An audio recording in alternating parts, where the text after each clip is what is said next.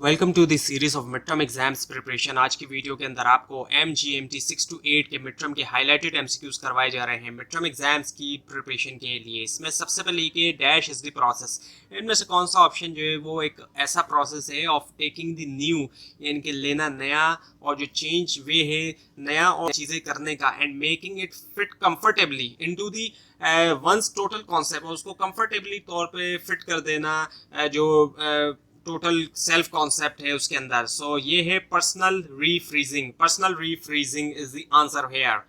उसके बाद ये which of the following is not necessary, इनमें से कौन सा ऑप्शन ऐसा है जो कि नेसेसरी नहीं है टू बी एग्जिबिट किया जाए उसको in a successful change practitioner. वो है straightforwardness. Straightforwardness is the answer here. उसके बाद ये कि in which of the following ethical dilemma, इनमें से कौन सा एथिकल डायलेमा के अंदर जो पर्पस है चेंज एफर्ट का वो जो है क्लियर नहीं है, और जो क्लाइंट या प्रैक्टिशनर जो है वो डिसएग्री होता है कि कैसे अचीव किया जाए गोल्स को, वो है value and goal conflict. So value and goal conflict is the answer. उसके बाद ये कि in which of the following ethical dilemma, इनमें से कौन सा एथिकल डायलेमा के अंदर organisation members are forced, organisation members को फोर्स किया जाता है कि वो पार्टिसिपेट करें in an OD intervention. So वो है कोर्जन। कोर्जन का मतलब यही कि किसी को फोर्स करना या दबाव वगैरह डालना। उसके बाद ये कि व्हेन सीकिंग हेल्प, जब मदद ली जा रही है फ्रॉम ऑर्गेनाइजेशनल प्रैक्टिशनर, ऑर्गेनाइजेशन के प्रैक्टिशनर से। ऑर्गेनाइजेशन टिपिकली जो है वो स्टार्ट होती है इनमें से कौन किसके साथ, वो है प्रेजेंटिंग प्रॉब्लम, प्रेजेंट करना यानी प्रॉब्लम उसके साथ। उसके बाद इनमें से कौन सा ऑप्शन जो है वो is not the major input, वो मेजर इनपुट नहीं है जो अफेक्ट करता है जॉब डिजाइन को, वो है the nature of the job, जो जॉब की नेचर होती है वो।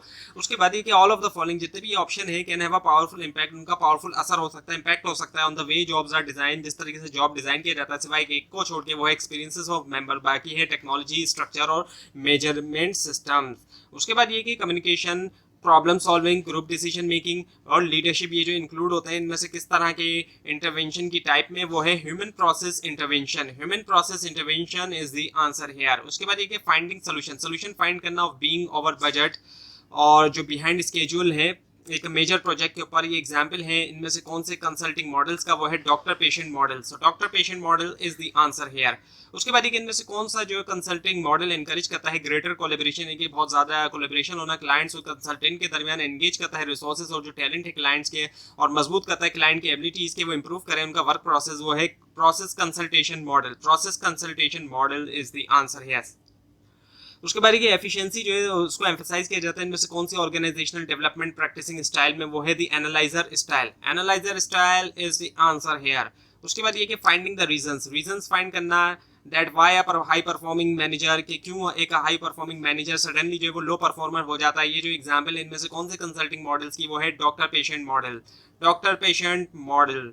उसके बाद ये कि डैश ऑर्गेनाइजेशंस, किस तरह की ऑर्गेनाइजेशन जो उनको अडॉप्ट करना चाहिए, विच of the following features, sorry यहाँ पे ये बताया जा रहा है कि ऑर्गेनाइजेशन को अडॉप्ट करना चाहिए इनमें से कौन सा फीचर ताकि वो सक्सेसफुल हो फ्यूचर के अंदर, वो है एम्प्लॉय इन्वॉल्वमेंट, यानी कि एम्प्लॉय को इन्वॉल्व करना। ऐसा ना हो कि एम्प्लॉयज को इन्वॉल्व ना किया जाए कामों में, मतलब डिसीजन वगैरह और इस तरह की चीज़ों में। उसके बाद ये कि with in the framework of participative management, participative management के फ्रेमवर्क के अंदर जो सिस्टम 1 है वो रिलेट करता है किसके साथ, exploitative authoritative system. Exploitative authoritative system.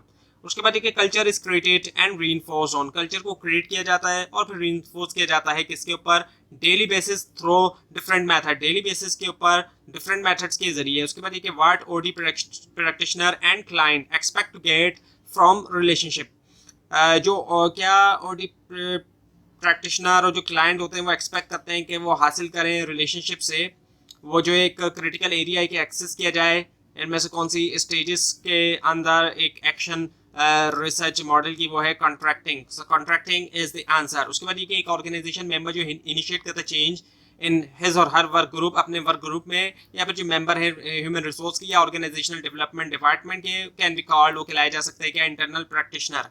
उसके बाद ये कि प्रैक्टिशनर जिनको जरूरत होती है कि वो जाने कि कैसे मैनेज करें उनके स्ट्रेस को, इसके लिए वो यूज़ करते हैं इसके लिए वो कौन सा स्किल जो है नेसेसरी, वो है इंट्रापर्सनल स्किल। इंटर नहीं, इंट्रापर्सनल, इंट्रापर्सनल है ये।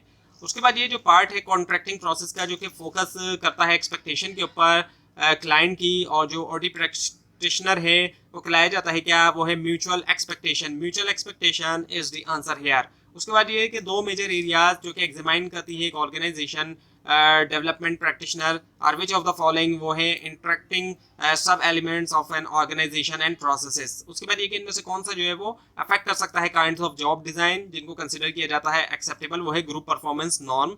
और उसके बाद ये कि इनमें से कौन सा जो है वो आइडेंटिफाई करता है कि किस हद तक जॉब जो है वो रिक्वायर करती है एक रेंज ऑफ एक्टिविटीज एबिलिटीज के परफॉर्म किया जाए वर्क को, वो है स्किल वैरायटी। और उसके बाद ये बिल्ड करना डेटा कलेक्शन कॉन्ट्रैक्ट इंश्योर कर सकता है कि ऑर्गेनाइजेशन मेंबर प्रोवाइड करते हैं क्या, वो है ऑनेस्ट रिलायबल और complete information. Honest reliable and complete information is the answer. उसके बाद ये कि मल्टीवेरिएट एनालिसिस इसको यूज किया जाता है किस तरह की डेटा टाइप के लिए, वो है क्वांटिटेटिव डेटा टाइप। उसके बाद इनमें से कौन सा कंसल्टिंग मॉडल जो है उसको एनकरेज करता है ग्रेटर कोलैबोरेशन, इनकी बहुत ज़्यादा कोलैबोरेशन होना क्लाइंट्स और कंसल्टेंट के दरमियान, एनकरेज करता है रिसोर्सेज और जो टैलेंट्स है क्लाइंट्स का, और मजबूत करता है क्लाइंट की एबिलिटीज़ कि वो इंप्रूव करें उनका वर्क प्रोसेस, वो है process consultation model. Process consultation model is the answer. उसके बाद ये कि प्रैक्टिशनर जो है वो हासिल करते हैं वार्म वर्किंग रिलेशनशिप और जनरली वो जो है ज़्यादा कंफर्टेबल होते हैं नॉन कन्फर्मेशनल सिचुएशन में। इनमें से कौन से प्रैक्टिशनिंग स्टाइल के अंदर, वो है the cheerleader style. So the answer is the cheerleader styles. उसके बाद ये कि ऑर्गेनाइजेशन शुड अडॉप्ट, ऑर्गेनाइजेशन को अडॉप्ट करना चाहिए इनमें से कौन सा फीचर ताकि वो सक्सेसफुल हो फ्यूचर में, वो है कस्टमर ओरिएंटेड, ऐसा जो कि कस्टमर ओरिएंटेड हो, यानी कि कस्टमर की जो डिमांड वगैरह है उसको सामने रखते हुए। उसके बाद इनमें से कौन से एथिकल डायलेमा में ऑर्गेनाइजेशन मेंबर को फोर्स किया जाता है कि वो पार्टिसिपेट करें ओडी इंटरवेंशन में, कोर्जन है और ये रिपीट हुआ है। अब ये कि एक लिमिटेड नंबर जो है मेंबर्स का ओपनली जो है वो शेयर करते हैं ideas feeling with the rest बाकियों के साथ, जो कि बेस करता है परसेप्शन ऑफ लीडरशिप आउटकम के ऊपर। In which of the following practitioner client relationship mode, कौन से यानी कि जो आपको दिए गए इनमें से कौन सा प्रैक्टिशनल क्लाइंट रिलेशनशिप मोड में, वो है the charismatic mode. The charismatic mode is the answer here. उसके बाद which one of the following इनमें से कौन सा एक जो है ऑप्शन वो पार्ट है second area of organizational diagnosis का, वो है decision making. Decision making is the answer here. उसके बाद ये जो पार्ट है कॉन्ट्रैक्टिंग प्रोसेस का, जो कि फोकस करता है एक्सपेक्टेशन के ऊपर क्लाइंट की, और जो ऑडी प्रैक्टिशनर है वो खिलाया जाता है म्यूचुअल एक्सपेक्टेशंस। उसके बाद इनमें से कौन सा ऑप्शन इन्फ्लुएंस कर सकता है काइंड ऑफ पीपल जो कि अवेलेबल होते हैं फिल करने के लिए जॉब्स, वो है ग्रुप कॉम्पोजिशन। और उसके बाद इनमें से कौन सा ऑप्शन आइडेंटिफाई करता है कि किस हद तक एक जॉब रिक्वायर करती है रेंज ऑफ एक्टिविटीज़ और एबिलिटीज़ के परफॉर्म किया जाए वर्क, वो है स्किल वैरायटी। तो ये थी आज की वीडियो। आपको इस बारे में कोई क्वेश्चन है, खासतौर पर इसमें कोई मिस्टेक दिखाई दे जरूर हाईलाइट कीजिए। और इस पूरी सीरीज को देखने के लिए और मिड टर्म और फाइनल टर्म एग्जाम्स की प्रिपरेशन के लिए इस चैनल को सब्सक्राइब कीजिए, बेल आइकन के ऊपर क्लिक कीजिए। Thanks for watching this video and best of luck for your exams.